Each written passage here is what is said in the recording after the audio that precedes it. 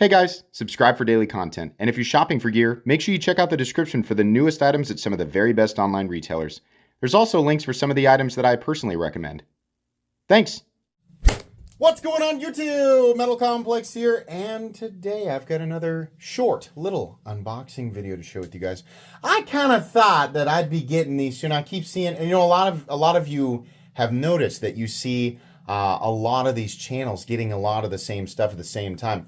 I think my channel tends to be a bit more chaotic.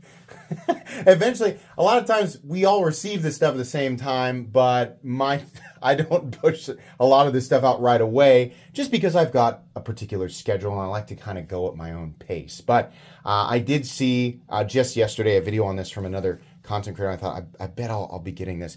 This is going to be kind of interesting if this is what I think it is, because it's a little bit different for this company. And it makes this company a little bit more interesting to, I think, a lot more people. So anyways, thank you so much to Tenable.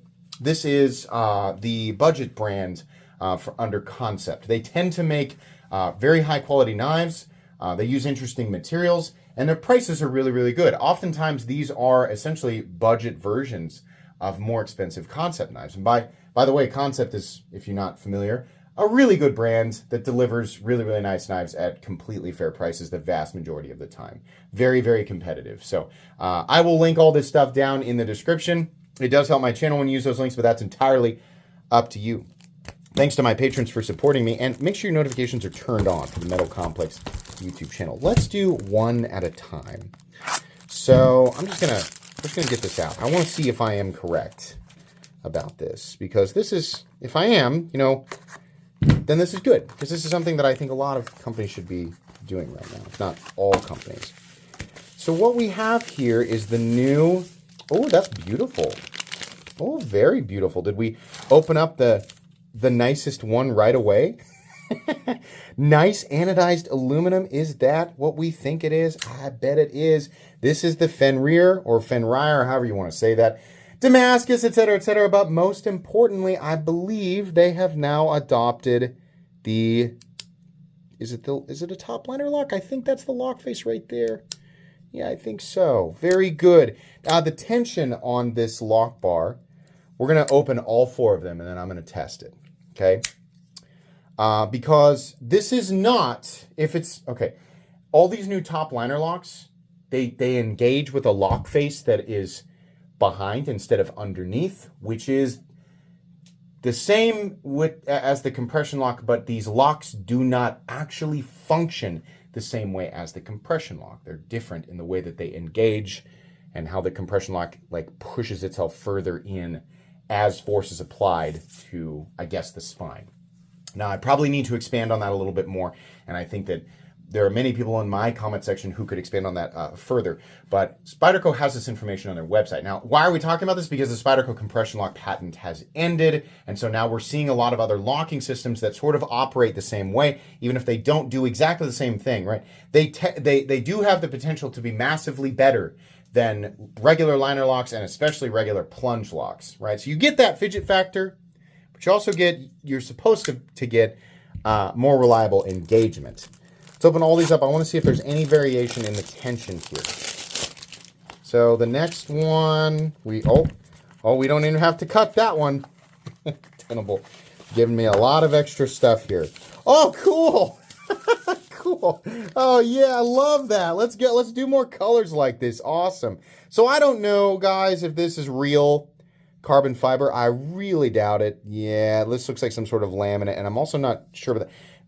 It's probably not going to be like authentic carbon fiber, but still very cool, because these are going to be very, very inexpensive. And this appears to be orange Cerakote.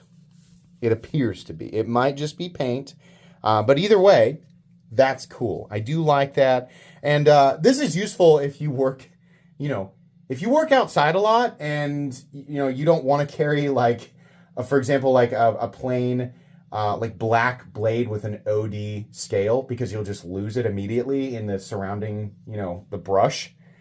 This is going to be a lot better. So these two so far feel exactly the same. That's good in terms of quality control. Let's get to the end here so I can test it. I'm going to every time I experience a locking system from a company who it's probably not their first one, but to my knowledge, it's the first one from Tenable that I have experienced. So I got to test it. I got to give my thoughts because we'll have 4 here directly from Tenable. Great opportunity for a test. Next one. These are actually really interesting. All of these have been interesting. Damascus and Ultim, kind of a darker Ultim. Smoky, kind of a smoky Damascus. Yep, looks good. This one also feels... Hold on. This one feels like it's a little more tension. Is it in my head? These two are the same. This one feels like slightly more tension. Slightly more. We'll see. And then finally, we got one more. 3 for 3 on interesting aesthetics. The final one here. What do we got? What do we got? What do we got? Do we have another Ultim? No. Nope. We have gold. It's like gold anodized aluminum with black wash. This is much more what I expect from Tenable here. And tension on this guy, about the same, maybe slightly more. This one feels pretty light. This one also feels pretty light. Slightly more. The most tension. Okay, I'm going to get a glove, and I need to test these. Part of the way that these operate, right, all knives should be able to withstand a little bit of spine impact. Now, I've always said, bashing a knife as hard as you can into a surface is a stupid test. It's stupid because this is an unrealistic thing to expect from a knife lock. Now, Cold Steel exacerbated this expectation by absolutely outrageous marketing. Well, it's really cool. Like the Triad Lock is awesome. It's super strong. The problem is people are like, yeah! They don't even think about whether or not that even is really within the realm of a natural, like this sets the bar, the expectation bar so unrealistically high. And it's this ridiculous standard that people hold knives to. And as cool as I think Cold Steel knives are, and as amazing as the Triad Lock is, it is a ridiculously, comically idiotic standard to hold a pocket knife to. But in some natural circumstances, obviously, a pocket knife blade can get wedged somewhere, or you might accidentally impact the spine. And a good locking system will be able to hold up to that a little bit. I do not expect a knife to be able to, to put a knife blade in a vise or put the knife handle in a vise and beat on the spine of the blade with a baseball bat.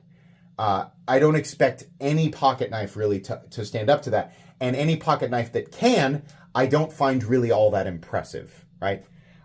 So let's try these out. I'm a little nervous about the tension of these. They should be able to withstand my test. My test is light to medium bangs on vinyl upholstery that's on top of a plastic Home Depot table. I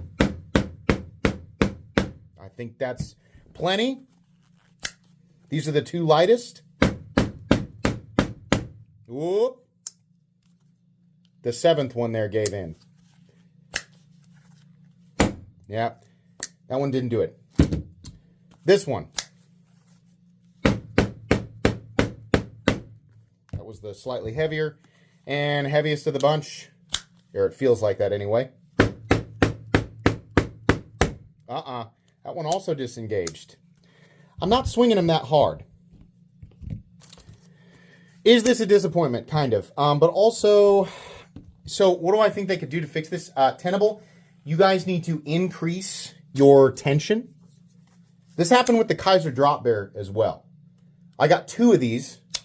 One of them had really light tension. The other one had much higher tension.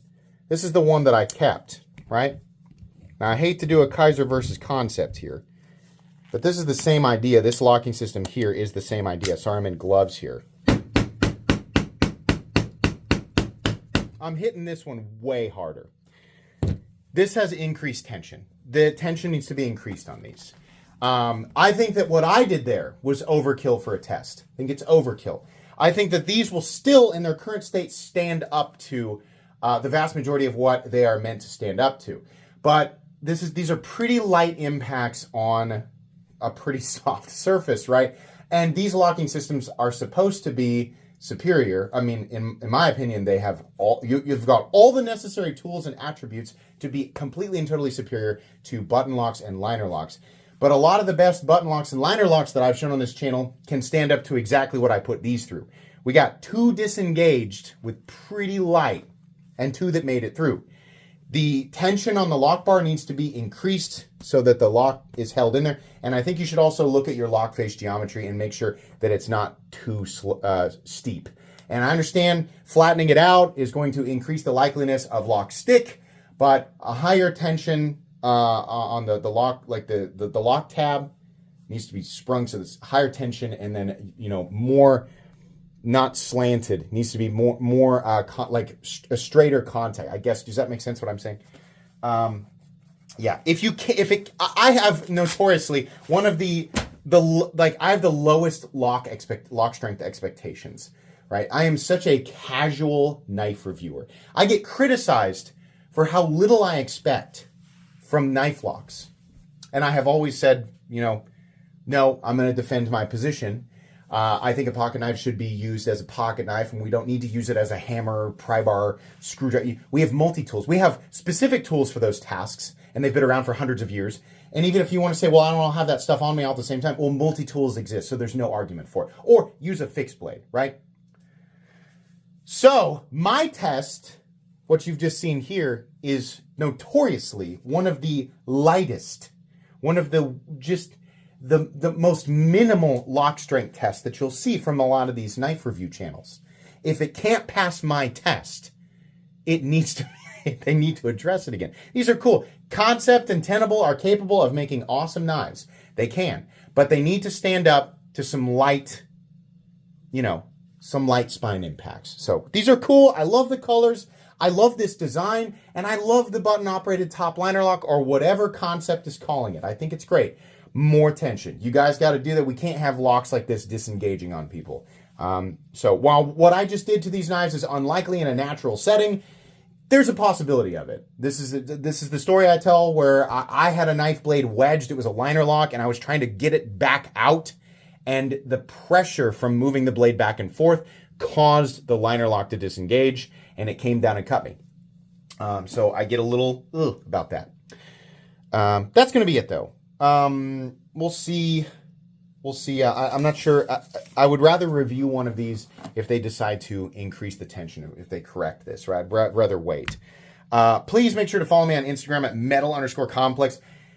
If you enjoyed this video, leave a like. If you'd like to check out my other content, I do, of course, have lots of videos of knives that are either expensive or inexpensive that I do or don't like, so check those out. And if you enjoy all my content, go ahead and click on that Metal Complex logo right there and subscribe, because there's definitely more coming. Thanks again for watching, everybody, and have a great day.